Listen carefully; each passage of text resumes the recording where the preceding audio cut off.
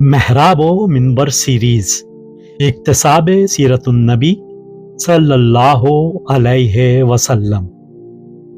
मुसन्निफ महमूद फारूकी, मुरत्तिब मशहूद फारूकी।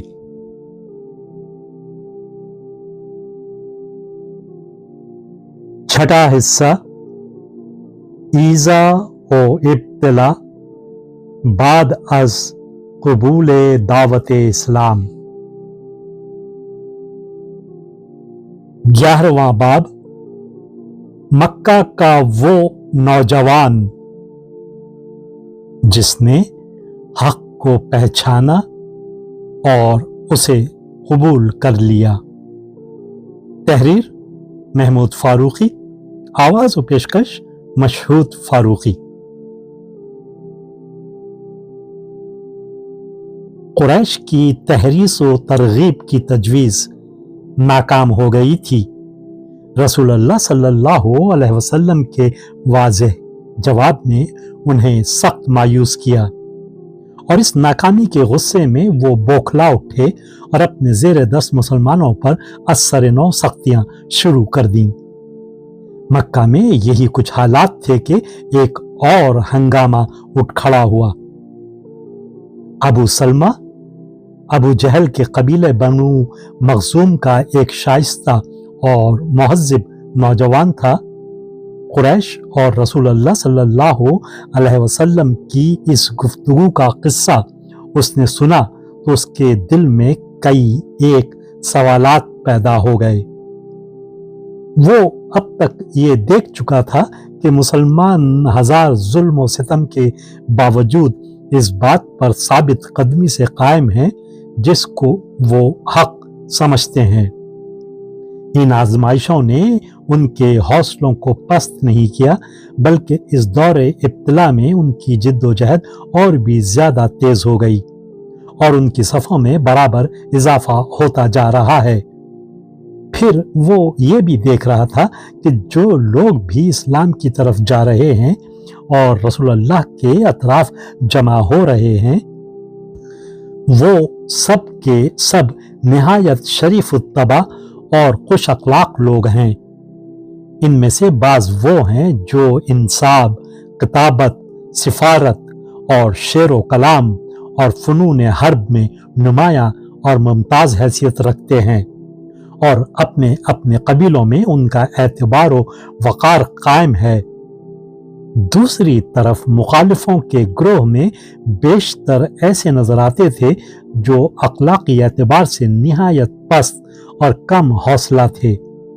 उनकी बदकिरदारी, बददियानती, झूठ और फ़रेब के कितने ही वाक़े थे जिनसे लोग वाकिफ थे।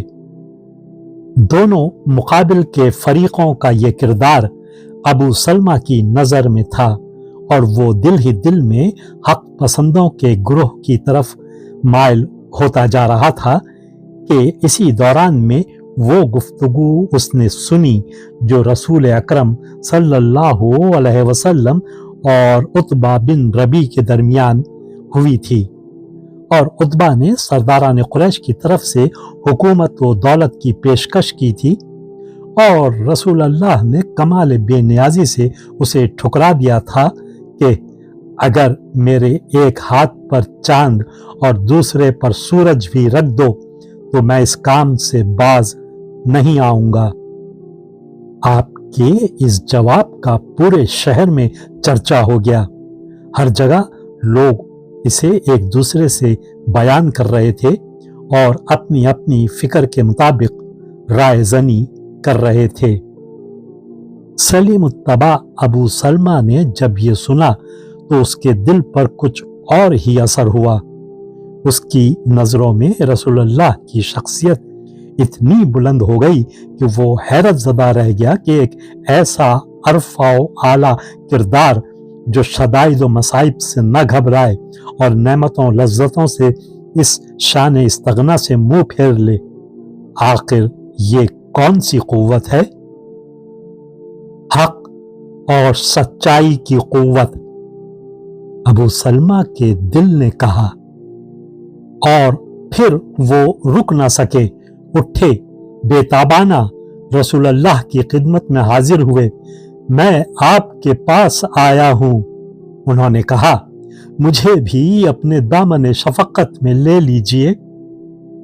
जब कुरैश को अबू सलमा के ईमान लाने की खबर हुई तो वो और खास तौर से अबू जहल और बनु मखजूम के लोग सख्त मुश्तइल हुए और उन्होंने हरम में अबू सलमा को घेर लिया।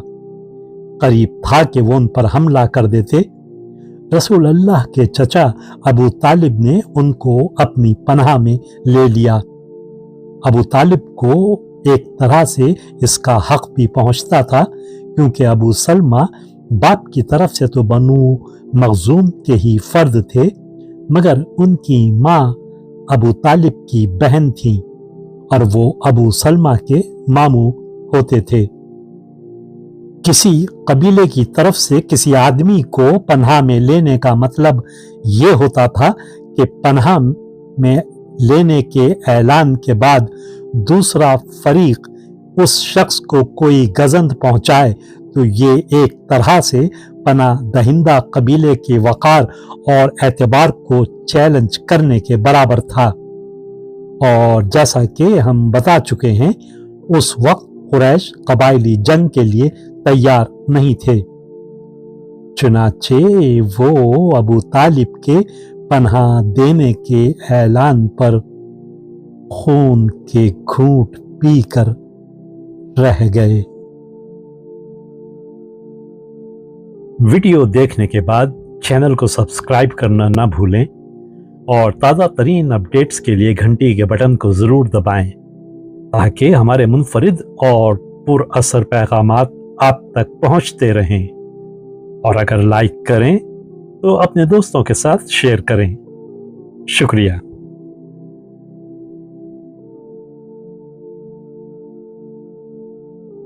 किरण किरण उजाला